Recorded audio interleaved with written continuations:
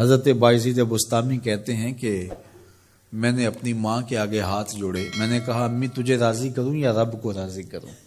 تو اپنے حق مجھے معاف کر دے، اللہ کو میں راضی کر لیتا ہوں۔ ماں نے کہا جاؤ پتر میں اجازت دیتی ہوں۔ گئے جنگلوں میں ذکر و فکر میں لگے رہے، تنہائی میں اس کو یاد کرتے رہے، دن رات ذکر کے چراغ روشن رکھے۔ 12 سال گزر گئے حق کی تلاش میں۔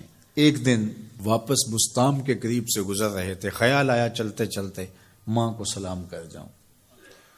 دروازے کو دستک دینے لگے تو اس خیال نے ہاتھ روک لیا کہ ساری زندگی ماں کو سکھ تو دیا کوئی نہیں، اب دکھ بھی کیوں دینے لگے ہو؟ رات کا ایک پہر بیت گیا ہے، سردیوں کی لمبی رات ہے، ماں بستر میں لیٹی ہوگی، تیرے لیے اٹھے گی، دروازہ کھولے گی، دروازے کے ساتھ ہی لگ گئے اور ساری رات کاٹ دی اس خیال سے کہ ماں کو تکلیف نہ ہو۔ جب سحری کا وقت ہوا تو اندر سے جو نالی آتی تھی اس نالی سے پانی آیا، سمجھ گئے میری ماں تہجد کے لیے اٹھی ہے اور وضو کا پانی ہے، تو فوراً دروازے پہ دستک دی۔ اندر سے آواز آئی بیٹا بایزید میں ابھی آئی۔ مائیں بیٹوں کے دستک کے انداز سے جان لیتی ہیں یہ کس بیٹے کے ہاتھوں کا لمس ہے۔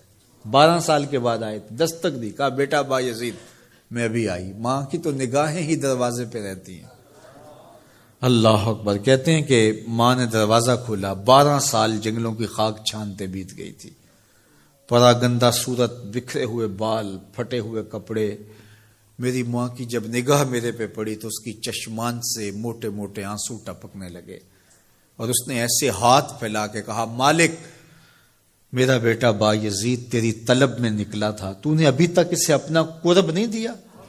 حضرت بایزید بستامی کہتے ہیں 12 سال کی ریاستوں سے جو کچھ نہیں ملا تھا ماں کے اٹھے ہوئے ہاتھوں سے مل گیا۔ میں نے کہا مالک میں تجھے کہاں ڈھونڈ رہا ہوں، تو کہاں موجود ہے؟ تو ماں باپ کی رضا اللہ کی رضا کا دروازہ کھولتی ہے۔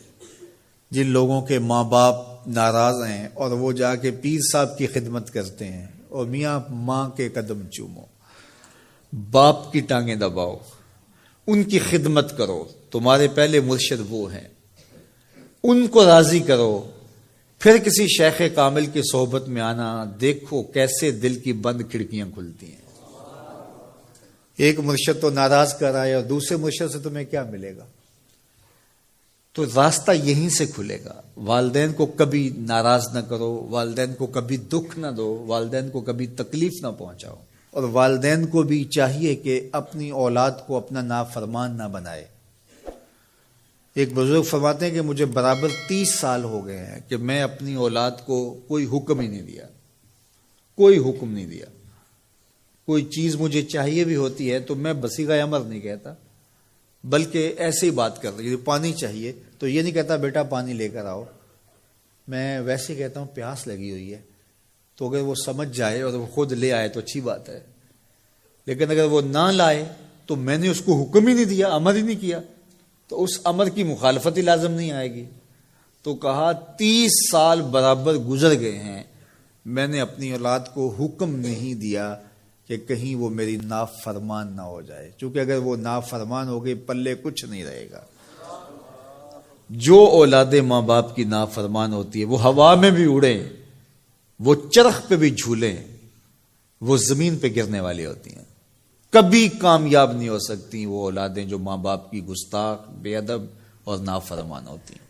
وہی اولادیں سرفروغ، کامیاب اور کامگار اور بامراد ہوتی ہیں جو ماں باپ کی خدمت کرتی ہیں، ماں باپ کی دعائیں لیتی ہیں۔ وہ ایک بچہ ماں باپ کے پاؤں دبا رہا تھا، تو ایک بچہ ایک بر اعظم میں، دوسرے بر اعظم میں، تیسرے بر اعظم میں بڑے بڑے کاروبار کر رہا تھا۔